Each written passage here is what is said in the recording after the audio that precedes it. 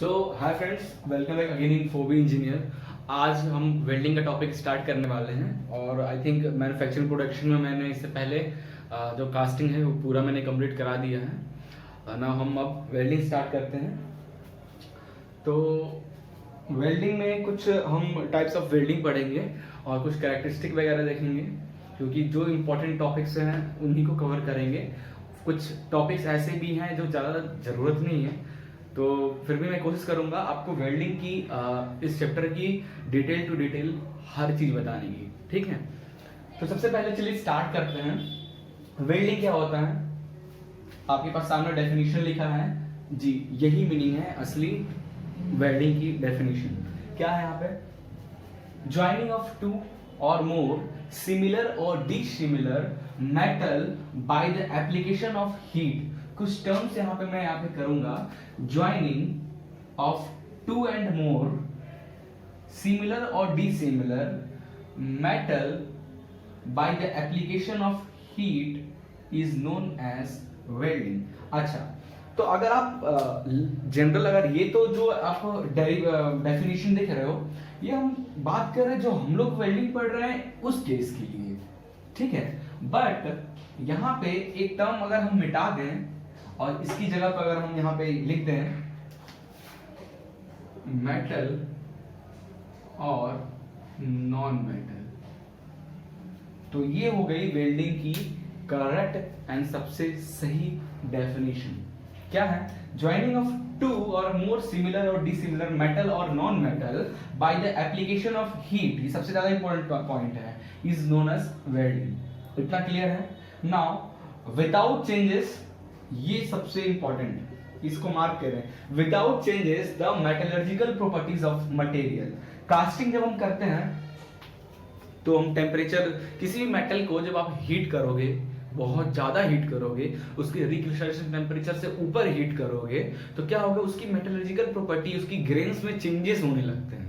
Butt welding में हम ऐसा नहीं करते हैं। हम कोई भी उसकी मेटल की मेटलर्जिकल प्रॉपर्टी, उसकी स्ट्रेंथ क्या है, उसकी स्टिफनेस, हम कुछ भी चेंज नहीं करेंगे, वो सब वही रहेगा। बस हम दो मेटल को, या सिमिलर हो या डिसिमिलर हो, दो से ज्यादा हो, उनको जोड़ने के लिए हम जिस प्रोसेस का यूज करते हैं उसको बोलते हैं वेल्डिंग। क्लियर है? नाउ अब हम डिस्कस करेंगे टाइप्स ऑफ वेल्डिंग। हम एक ट्री में बनाने जा रहा हूं, उस ट्री के हेल्प से आपको बताऊंगा वेल्डिंग का। ठीक है, तो आपको आसान होगा। सिर्फ मैं इस वीडियो में इंट्रोडक्शन दे रहा हूं कि मैं अपन इस वेल्डिंग में क्या क्या कवर करने वाले हैं। ठीक है ना। वेल्डिंग में यहाँ पे दो तरीके का वेल्डिंग होता है जनरली। एक होता है फ्यूजन, ठीक है, और इसको अपन नॉन प्रेशर नाम से भी जानते हैं, नॉन प्रेशर, ठीक है।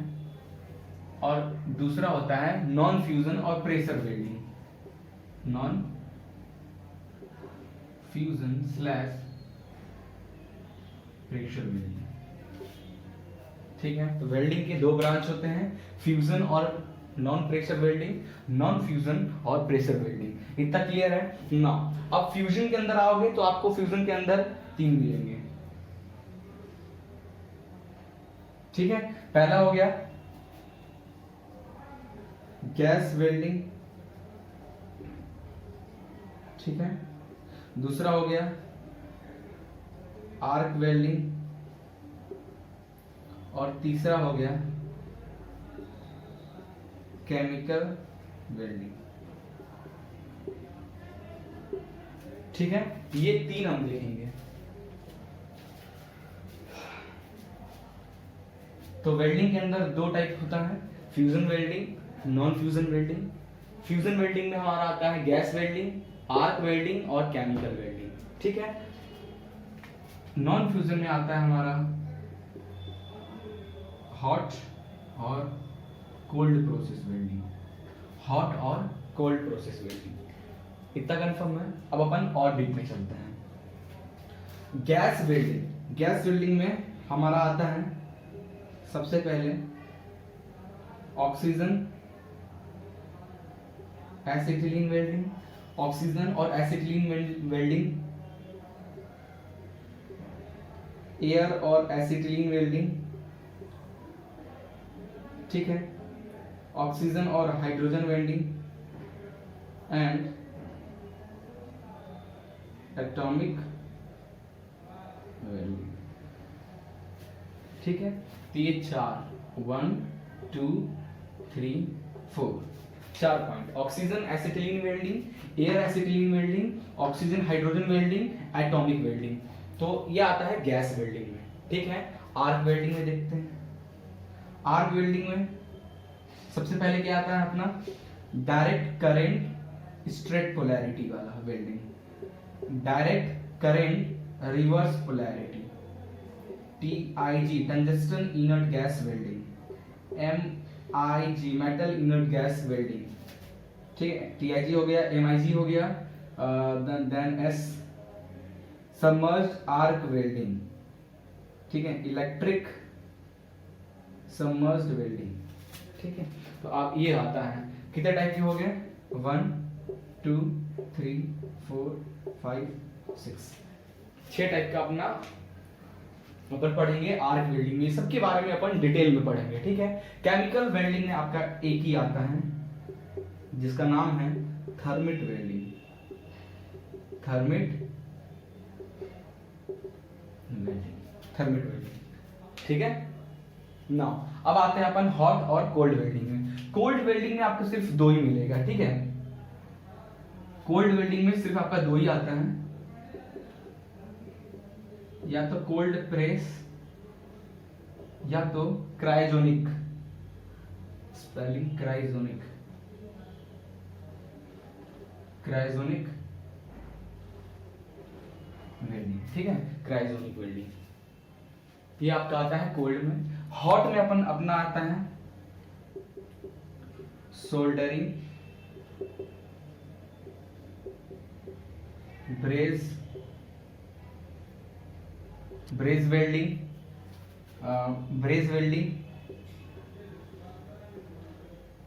ब्रेजिंग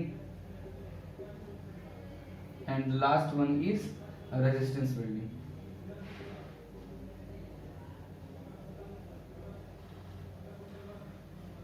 ठीक है, हमारा हॉट वेल्डिंग में क्या क्या आता है, soldering, braze welding, brazing, resistance welding. इतना क्लियर हो गया।